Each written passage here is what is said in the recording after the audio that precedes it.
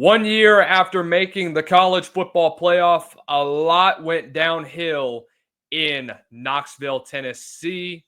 A star quarterback gone, a wide receiver room that depleted. Is it back to the drawing board for Josh Heupel and company, or is it the same expectations as usual as Tennessee looks to rebound and get back to the college football playoff for the 2025 season? Hello, everyone. I'm Lucas Hill. This is South Carolina Live here at the Voice of College Football. We cover all things South Carolina football and all of the SEC as well. Make sure you follow us on X at Lucas_Hill23. Follow the Voice of College Football at THEVOCFB. Make sure you give us a like, share, subscribe, leave a comment down below. Joining me today, covering all things Tennessee Volunteers football, none other than the host of the All Vol Collins Show, John Dunn. JD, what's going on, brother? How are you this fine evening? Doing great, man. Can't complain. Lucas, how you doing? Never better, my man. Let's talk about Tennessee. Look, it's been a wild offseason. We all know what happened with the Nico Iamaleava situation.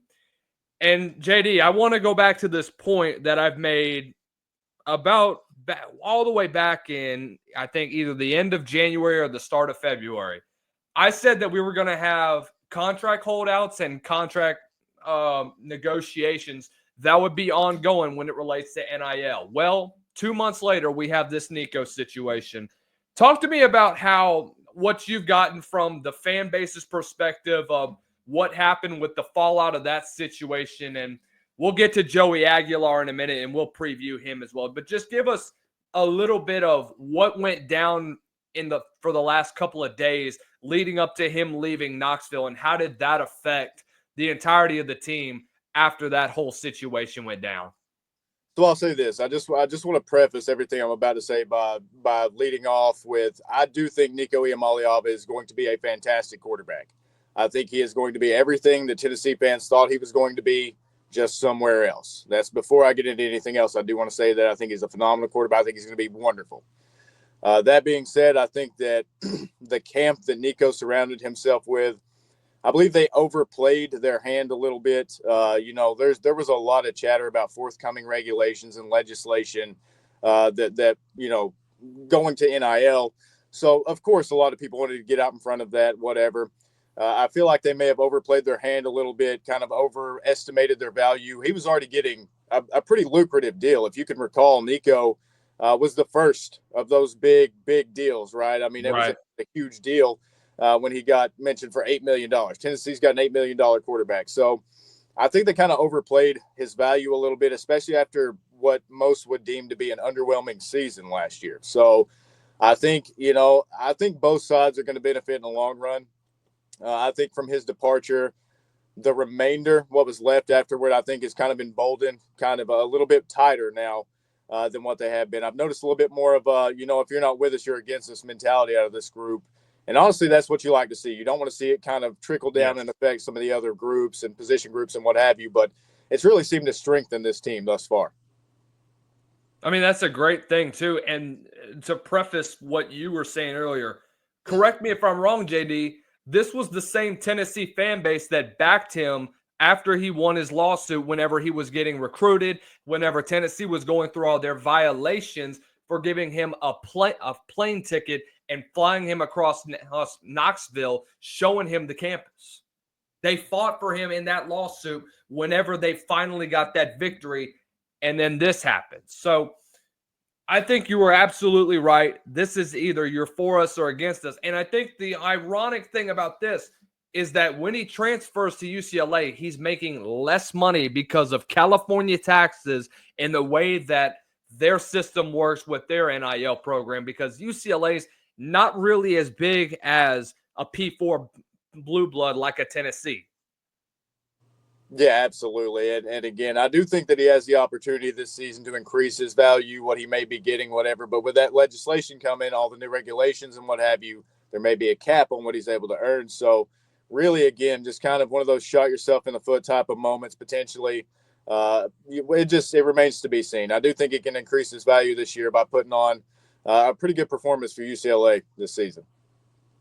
Let's talk about this 25 season, let's talk about Joey Aguilar and his expectations, because I've been excited to talk about him. My old employer, Chris Phillips, has him 16th. I have him respectively. I have him just outside the top 10. I have him, I think, at no. I actually have him at 9. So I do have him in the top 10. I would have him higher if it weren't for the drastic reduction in his play from 23 to 24 at App State.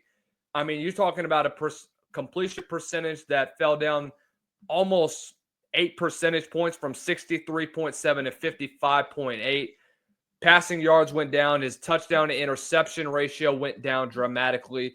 But I think he's in a much better system with what Josh Heupel is going to do. I really like what Joey Halsey has done, having taken over for Alex Grinch. He's a fantastic quarterback coach. He's been around some of the best quarterbacks since Heupel was at UCF. Talk to me about what you've seen from Joey Aguilar and what he could potentially bring with this Heupel offense. So everybody, first mention of Joey Aguilar is often mentioned about his interception rate.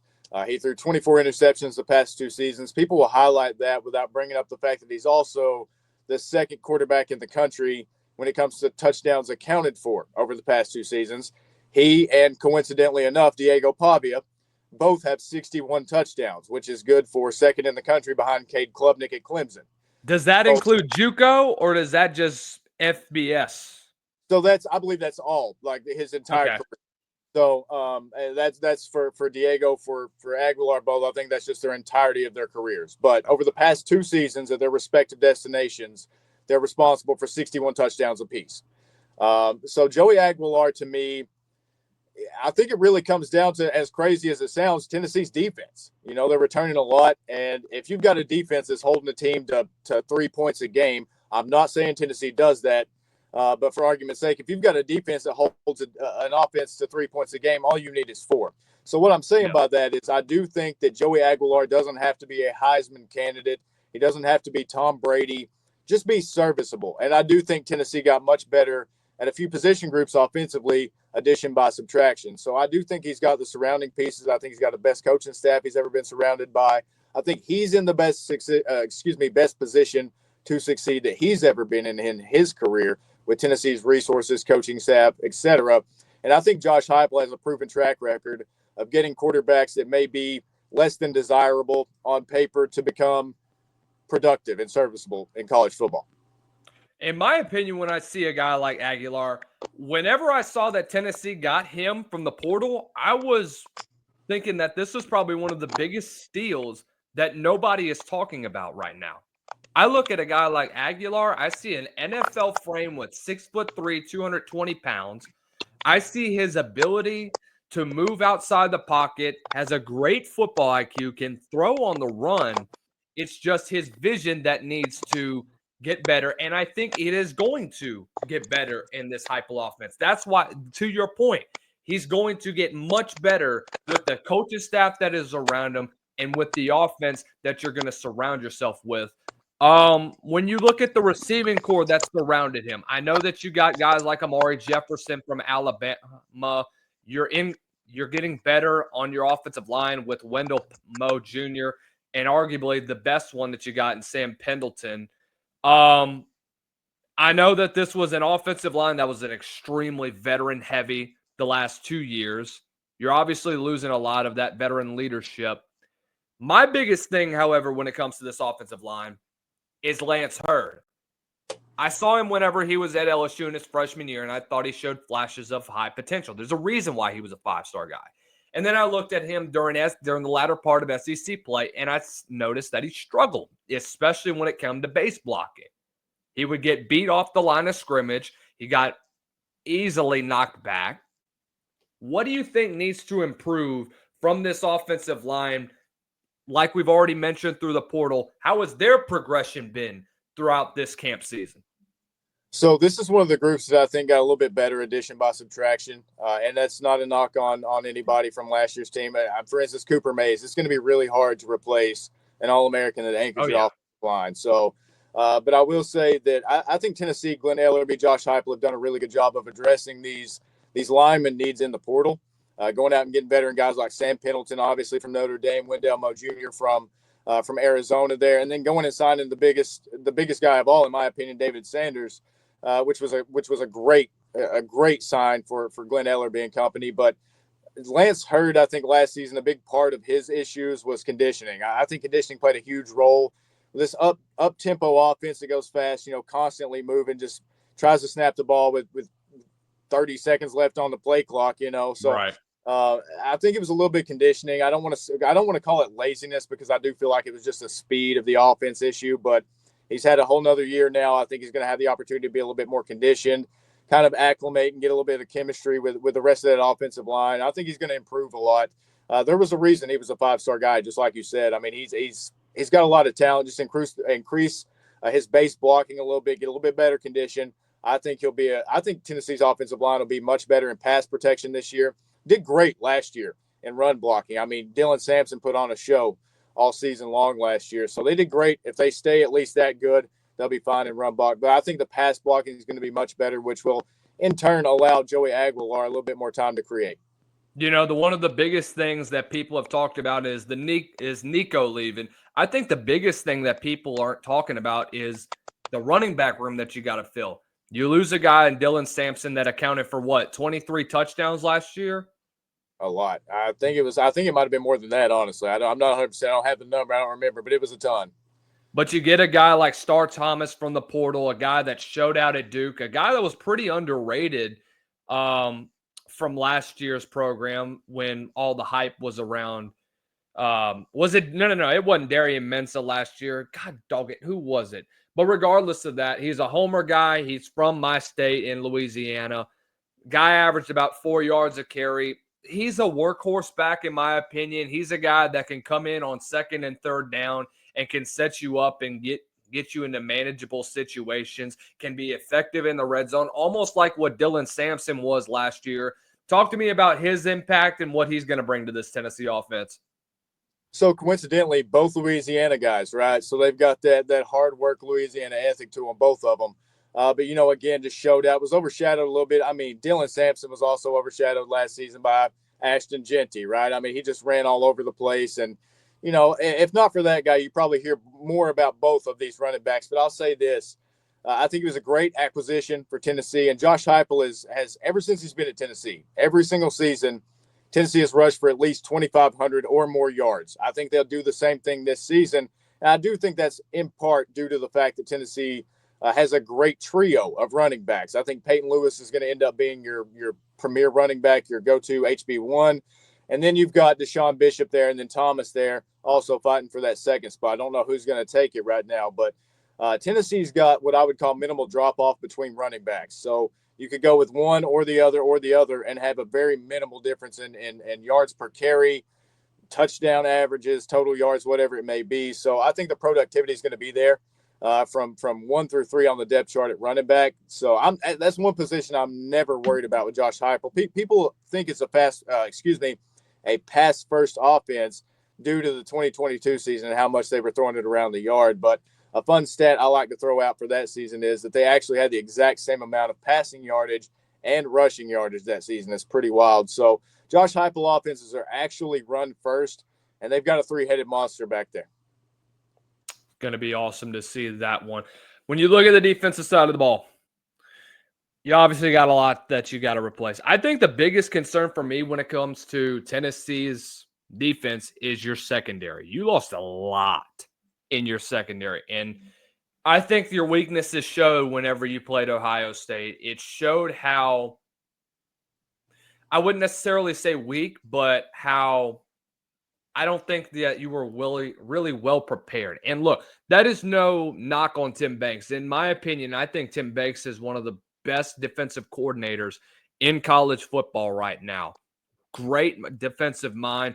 But when you look at this DB room, you're losing Jacoby Thomas, you're losing Jordan Matthews, you're losing a lot of guys that you kind of relied on last year, but those that you really didn't get a lot of production from at the end of the day. So what's been the story in camp with this DB room, and how has Tim Banks gotten into that room and just helped them improve from what, in my opinion, from what I saw, was an Achilles heel, especially during the latter part of the season.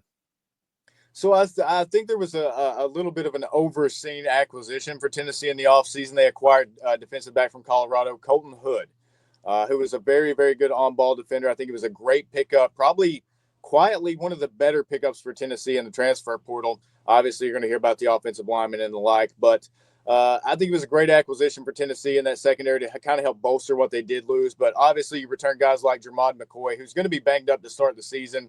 But once he comes back, he's going to be one of the better defensive backs in the game. Would have loved to have held on to Jordan Matthews. I thought he had a really high ceiling. Kind of missed out on that one. Ricky Gibson's going to be back. I think experience is the most vital aspect of the secondary this season. But they've really kind of – I feel like something that's it's kind of overshadowed a little bit is how well they're meshing with the front seven. So the front seven at Tennessee for the past 2 or 3 years has been fantastic. The linebackers haven't been – top of the line, but the defensive line has been fantastic. Now, I feel like there's been a little bit of a separation between the front seven and the secondary a little bit. Now it seems like they're coming together a little bit more. I don't know if it's the communication, the leadership, whatever it may be, but it seems like there's a little bit more cohesion there from the defense. They're a little bit more chatty on defense. And I think the talent's there to match too this year. So all in all, I'm actually excited about Tennessee's defense. Didn't lose as much as you think when you look at it on paper. Again, addition by subtraction. But I am excited to see what ended up being a pretty elite defense last year, what they can do this year and how they can parlay last year's success into this year. You know, looking at the defensive side of the ball, continuing on, obviously losing guys like James Pierce and Omar Norman Lott, your 2 best sack production guys. Who's that next guy that's going to come in and kind of be that James Pierce Jr. this year? So I think there are 3 guys that we're looking at right now. I think Joshua Josephs is going to be that guy number 1. Played adjacent to Pierce a lot last season, actually graded out higher than Pierce due to the probability that Pierce received a double or triple team, which was pretty frequently. So now we're going to have guys like David Hobbs, who was a 5-star coming into Tennessee at the edge position, and Jordan Ross as well, who showed a lot of flashes. Tyree West is another one. There are quite a few guys that you can just mix and match with Tennessee at the edge position. That's a position they've recruited extremely well over the past 3 years or so. Pulling in 5 stars, actually cut loose of a 5-star. I think it was last season, Shandavian Bradley. They cut ties with him, and he went on to a different school into CC. But they've got 4 or 5 guys there that can play the edge spot and be productive. I think Joshua Josephs is your premier guy this season, but I'm really, really big on Jordan Ross as well. You know, that defensive line is going to be deep with Bryson East, and you talk about guys like Arian Carter, Josh Josephs. Josh Josephs is actually a second-team all-conference according to Athlon Sports, so expecting for a pretty breakout season this upcoming season. When you look at Tennessee as a whole, and this is the conclusion I came to when it comes to evaluating the season, we're going to see where Tennessee's ceiling is for the next couple years with Josh Heupel. We've already found out what the ceiling is right now as a college football playoff contender. We already know that. We've also seen the floor right now, which is 8-5, 9-4 on a pretty regular basis. This season as a whole, people are going to – I've talked to another guy that is within our organization, and he had some things to say about Tennessee. He says there's 3 games that Tennessee could have a toss-up game with. It's Georgia, Alabama, and then obviously Florida. I would throw Syracuse in there as well. I mean, I really, really, really respect what Fran Brown has done last year. That's a coach I would love to play for any day of the year. But apart from that, I do see this Tennessee team. I have them going 8-4 or 9-3 this season. Realistically, when you look at Tennessee as a whole, what are expectations when in regards to your ceiling and your floor for the 25 season? So I don't think it's out of the realm of possibility that Tennessee could stub their toe, and I would say the floor would be 7-5 this season. I think your ceiling is somewhere around 10-2. I mean, call me a battered ball if you'd like, but I have a hard time believing that Tennessee goes down to Florida and gets a win. It's been, since 2003, since Tennessee has won in the Swamp. So that's a very, very, very long time. And I think this year will be the year that we find out exactly what type of coach Josh Heupel is, how good of a coach Josh Heupel is, because I think he's working realistically from the quarterback out with less than what he's had in the past. So I think it's a good opportunity for Josh Heupel to showcase himself as a developer of offensive talent. But I think the ceiling would be somewhere around 10-2. I still think even in the best year that you can have this year, I still think you lose to Alabama and Florida, both of those games being on the road. But in that same hand, I think you could get a win against a Georgia team, at home this year. Some games like that, I think you could pull off. I think Tennessee does beat Syracuse. I think that's going to be a great game. But some of those games, at home this season, again, I think you could get Georgia. You get them earlier in the season this year, or later in the season, excuse me. I can't remember which one it is. I get a little mixed up. But, yeah, again, you get them at home. So a perfect season, 10-2 with a playoff berth, but I don't see them winning the national title this season. Well, we will find out this ceiling for sure. Last couple more things before we let you go, JD. Defining game that's going to basically summarize what Tennessee's season is going to look like in 2025. I think it starts with game 1 against Syracuse. I mean, you're playing an out-of-conference opponent from the ACC. I think you've got to set the tone. Syracuse is no slouch. Like you said, extremely well coached. They've had some measurable success, over the past couple of years with relevant terms, I suppose, a measure of success. And, Tennessee's played them before. Tennessee's played Syracuse before when they were pretty good with McNabb. So I think it's going to be cool to revisit some of those storylines and whatnot. But I think it starts with game 1. You got to set the tone. If Tennessee was to go out and, let's just for argument's sake, beat the brakes off of Syracuse, I would feel great. I would feel wonderful about the rest of the season, especially if Aguilar looked fantastic in doing so. JD, what'd you think about Diego's comments earlier today about him coming back to win a national championship? I think Diego Pavia has that dog factor to him. That's what you want in a quarterback. You don't want your quarterback coming out and saying, well, I think we'll be pretty good, I guess. You don't want that in a quarterback. You want your quarterback to be like, yeah, listen, when I step on that field, we're going to win every game. So you can't fault the guy, but on the same hand, as a fellow human being, I'm a little worried for him, knowing some of the defenses he's going to be playing in the SEC this season. I like Diego Pavia. I have nothing but respect for him.